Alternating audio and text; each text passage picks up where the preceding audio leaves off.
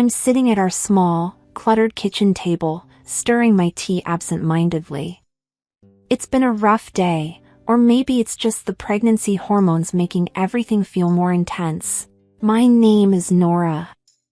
I'm 32, working as a sports manager for a top American football team, and now, expecting.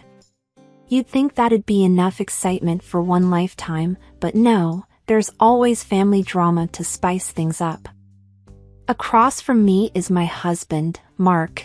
He's the kind of guy who you know you can always count on. Kind, understanding, and, let's be honest, easy on the eyes too. He's been my rock through everything, especially now, with the baby on the way. Nora, you okay? Mark asks, his brow furrowed with concern. His voice always has a way of sounding like a warm hug. Yeah, just thinking, I reply, trying to smile.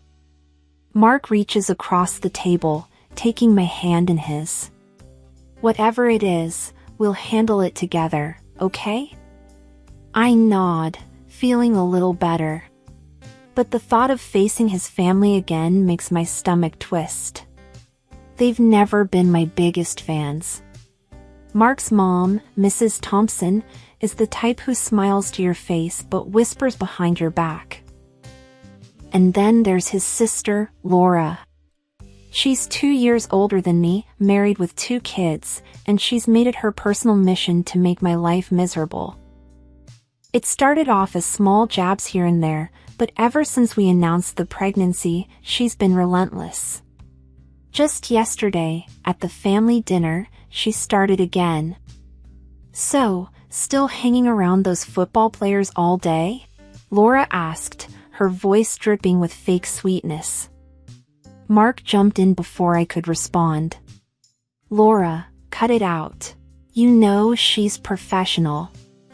Laura just laughed, a harsh, grating sound. I'm just saying, it's a lot of temptation, isn't it? All those fit, young guys? I clenched my fists under the table, trying to keep my cool. It's the same every time. She hints, insinuates things about me and my job, about my loyalty to Mark. It's exhausting. Mark's mom, sitting beside Laura, always chimes in with her own subtle digs. Well, we just want what's best for Mark, don't we? I remember looking at Mark, feeling a mix of gratitude and frustration. He's always there, standing up for me, but his family's words still sting. It's like they're waiting for me to slip up, to prove their point. Hey, Nora, Mark says, snapping me back to the present. You know none of what they say is true, right? I trust you, completely. I nod again, squeezing his hand. I know, it's just hard sometimes. Mark's face hardens slightly. I'll talk to them again. This needs to stop. I lean back in my chair, feeling the weight of the situation. Our little family is growing, and I can't help but wonder how this baby will change things. Will it bring us closer together, or drive a deeper wedge between us and his family? The day at work was long and tiring, typical for a Monday. My mind kept drifting to the family drama, making it hard to focus on the reports piling up on my desk. I let out a long sigh as I finally pushed back my chair, ready to head home. As I walked through the parking lot, I noticed my car had a flat tire. Great, just what I needed, I muttered to myself. Nora, need some help? It was Jake, one of the coaches. He's a giant of a man, always ready to lend a hand. I shook my head. No, I'll just call a tow truck. Thanks, though. Jake raised an eyebrow. That'll take ages. Let me give you a ride. It's no trouble. I hesitated, thinking about Laura's snide remarks. But it was getting late, and I really just wanted to get home. Okay, sure, thanks, Jake. The ride was quiet, mostly. Jake asked about the baby, and I found myself talking about the nursery we were setting up. He dropped me off with a friendly wave, and that was that. Or so I thought. The next day, things took a turn. I was in the kitchen, pouring myself some tea, when Mark walked in, his face like a thundercloud. "We need to talk," he said, his voice tight. I felt my stomach drop. "What's wrong?" He held up his phone, showing me a video. It was me, getting into Jake's car. The angle was creepy, like someone was spying.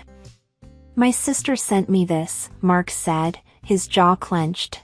"She's saying stuff about you and Jake." I felt a flash of anger. "Are you kidding me? He just gave me a ride because of a flat tire." Mark ran a hand through his hair, frustrated. "I know, I believe you, but she's stirring things up, telling me to open my eyes and nonsense like that." I slammed my cup down, tea splashing over the rim. "This is ridiculous. She's been after me since day one, and now this?"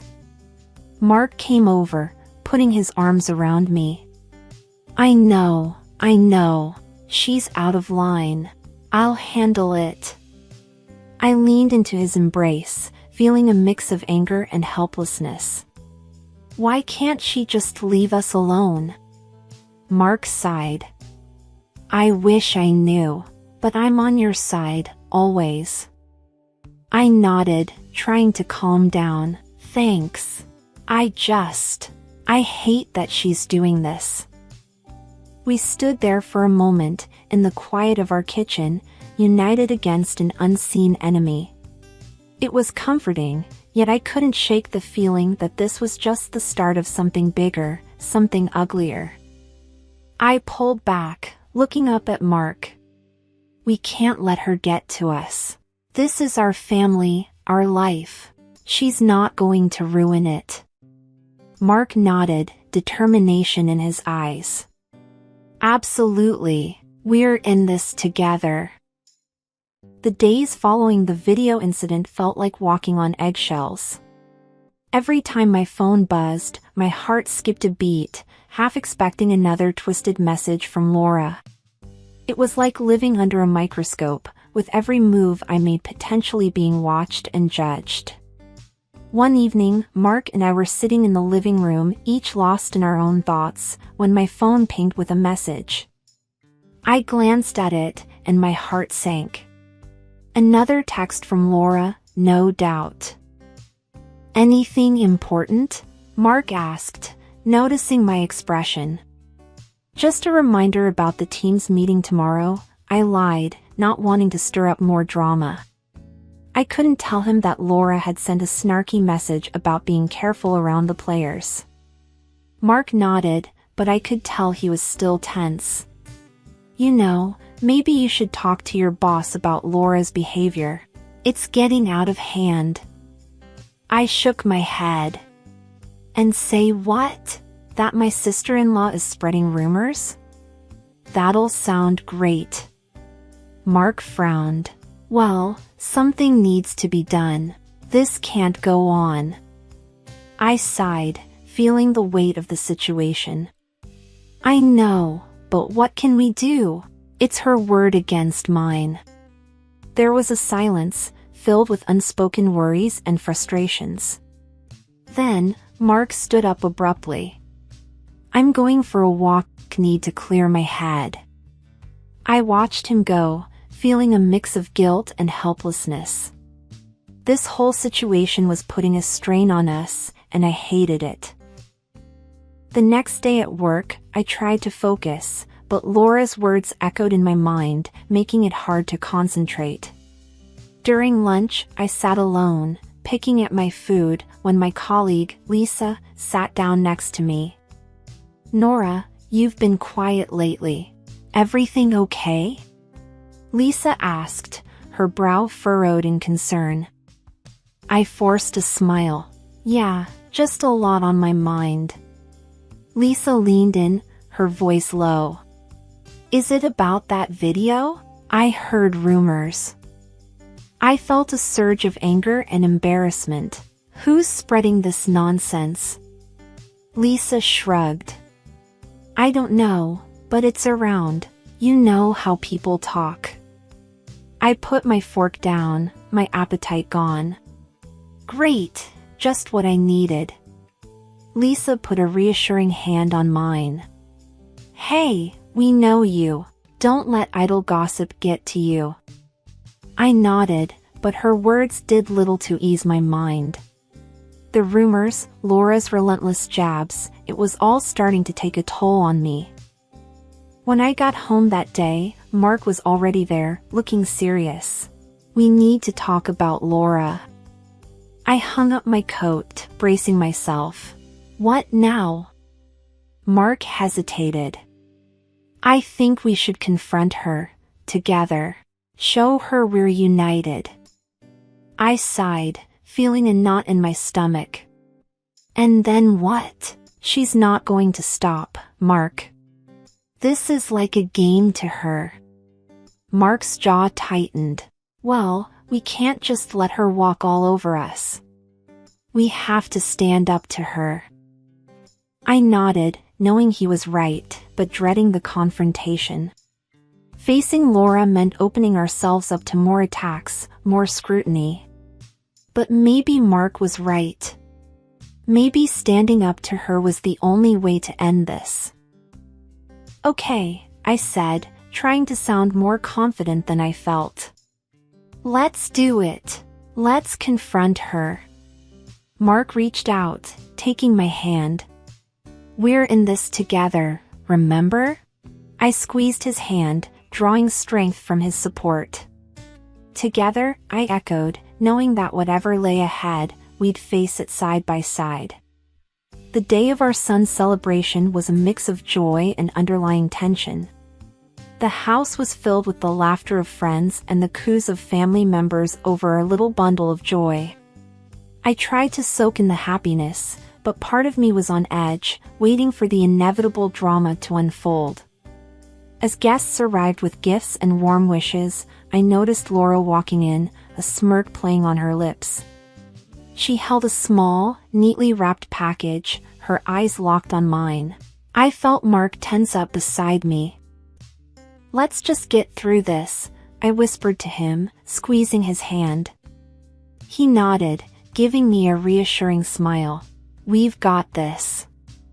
The party went smoothly for a while, everyone cooing over the baby and enjoying the spread of food. Then came the time for opening gifts. My heart pounded as Laura stepped forward, her gift in hand. Here's something special from me, she said, handing me the package with a flourish. I unwrapped it, my hands shaking slightly.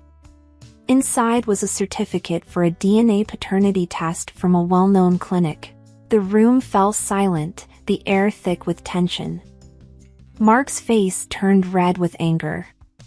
What the hell, Laura? Laura shrugged, her smirk widening. Just a little family joke, if you've got nothing to hide.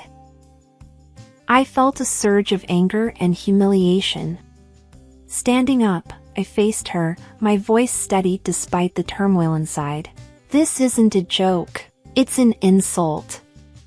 The guests shifted uncomfortably, their eyes darting between us. Mark stood up, his voice firm. You need to leave, now.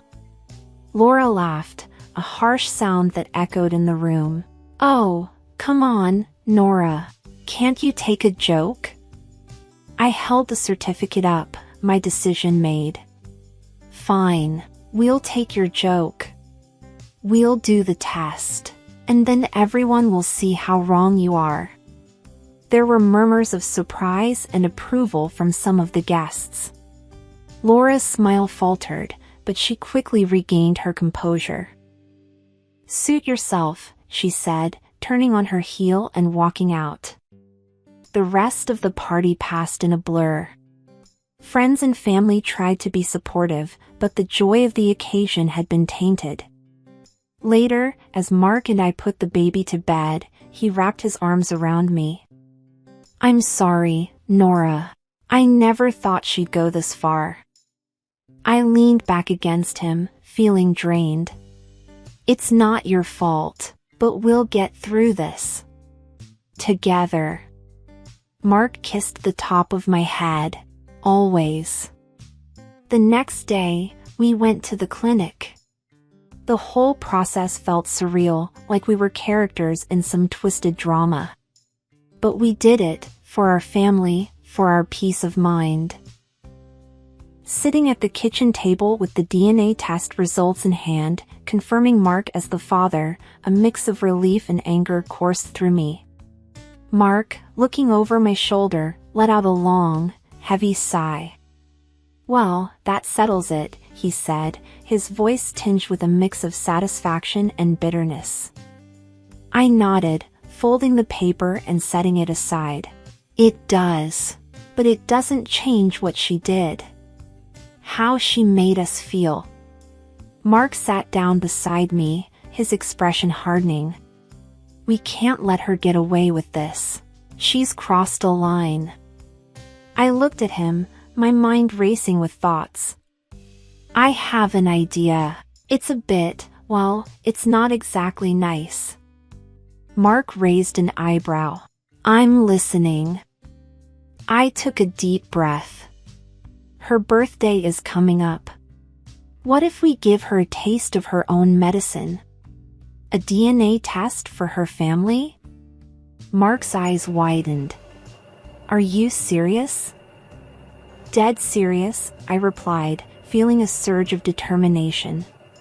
"She needs to understand how it feels." Mark considered it for a moment, then nodded slowly. "All right, if that's what you think is best. But are you prepared for the fallout?" I shrugged. "After everything she's done?" "Yes, I am." The next few weeks passed in a blur of planning and anticipation. Mark was supportive, though I could tell he was worried about how far this might go. But I was resolute. Laura had to learn her lesson. Finally, Laura's birthday arrived. We were at her house, a crowd of family and friends gathered to celebrate. I could feel the weight of the gift in my purse, a small box wrapped in bright paper. As we all gathered around for the gift giving, my heart pounded in my chest. Laura opened gifts from others, laughing and thanking them. Then it was our turn. I handed her the gift. "Happy birthday, Laura." She tore open the paper, her smile faltering as she saw what was inside.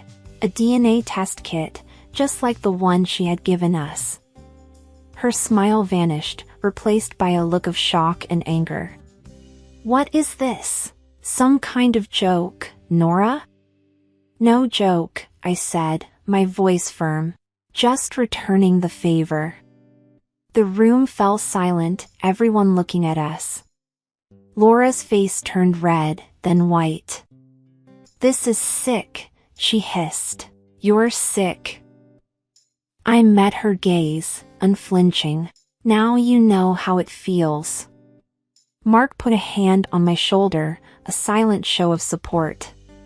Laura looked around, her expression one of betrayal and humiliation. "This isn't over," she spat, before storming off. As we left the party, Mark squeezed my hand. "Are you okay?" I nodded, feeling a strange mix of triumph and unease. "I'm fine. It's just, I never thought I'd be capable of something like this." Mark pulled me into a hug. "She pushed us to this. Remember that." The aftermath of Laura's birthday party felt like the calm before a storm. Mark and I were at home, bracing ourselves for what was to come. "You think she'll actually do the test?" Mark asked, his voice laced with concern. I shrugged, stirring my coffee absent-mindedly.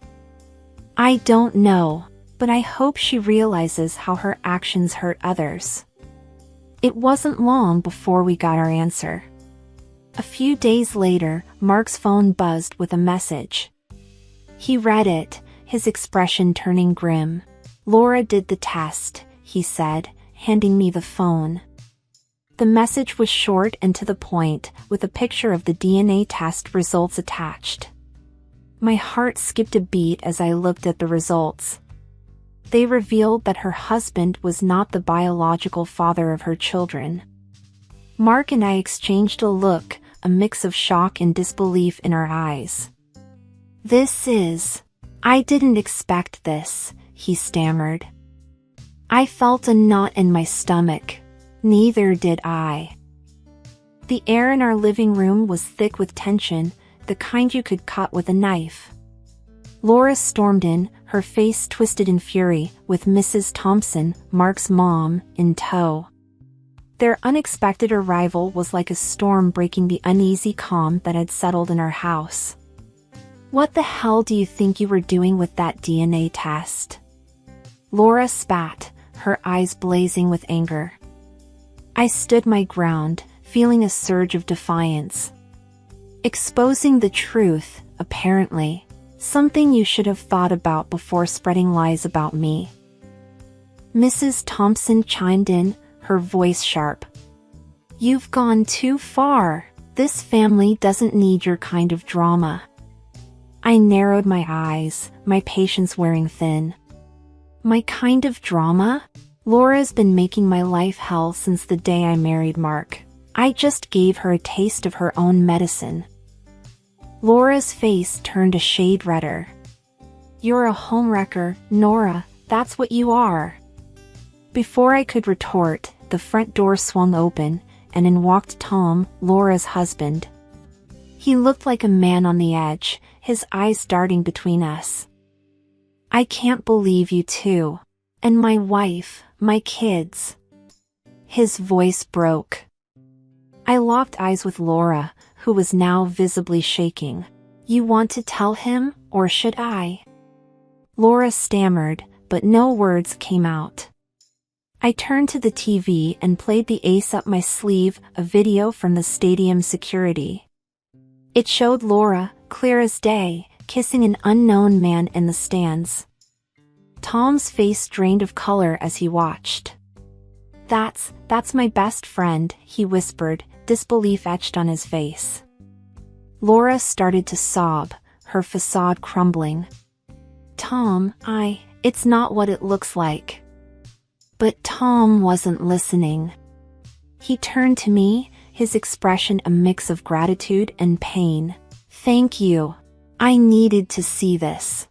I shrugged, feeling a cold satisfaction. "Don't thank me, thank Laura for her endless meddling." Mrs. Thompson stood there, speechless, her earlier reproach forgotten. The room was silent except for Laura's crying. Tom turned and walked out, his steps heavy with the weight of betrayal. Laura ran after him, her pleas falling on deaf ears. Mrs. Thompson followed them out in silence. As the door closed behind them, Mark wrapped his arms around me. "You okay?" I leaned into his embrace, feeling a complex mix of relief and regret. "Yeah, it's finally over." The dust had settled in the wake of the scandal, leaving a silence that was both uneasy and reflective. Mark and I sat on our back porch, the evening air cool and comforting. Our son slept peacefully inside, oblivious to the turmoil that had recently engulfed our lives. Mark broke the silence, his voice tinged with a mix of sadness and resolve. "I can't believe it's come to this. My sister, Tom's best friend, my family, all torn apart." I looked out into the fading light, feeling a weight in my chest. "I know. Sometimes the truth hurts, Mark. It's not pretty, but it's necessary. Your sister's actions, her lies, they were like a poison in our family." Mark nodded slowly. "I know. It's just hard to see it all fall apart." I reached out, taking his hand. We can rebuild, Mark. Not the same as before, maybe, but something stronger, something real. He squeezed my hand, a small smile breaking through his troubled expression. With you, I believe we can. We've weathered the storm together. We sat in silence for a moment, each lost in our own thoughts. Then Mark spoke up, his voice more determined. We need to start fresh, you, me, our son. We'll set new boundaries with my family. It's time to put our little family first. I nodded, feeling a sense of purpose amidst the chaos. I agree. It's time to move forward on our terms. As we stood up to go inside, Mark paused, looking at me with a newfound appreciation. You know, through all of this, you've been my rock. I can't thank you enough for standing by me. I smiled, feeling a warmth spread through me. Always, Mark. We're a team, remember? We walked back into the house, the light spilling out onto the porch, a beacon in the darkness. Inside, our son slept peacefully, a reminder of the love and hope that still remained. I closed my eyes, feeling Mark's steady breathing beside me. Tomorrow was a new day, a new beginning. And we were ready for it.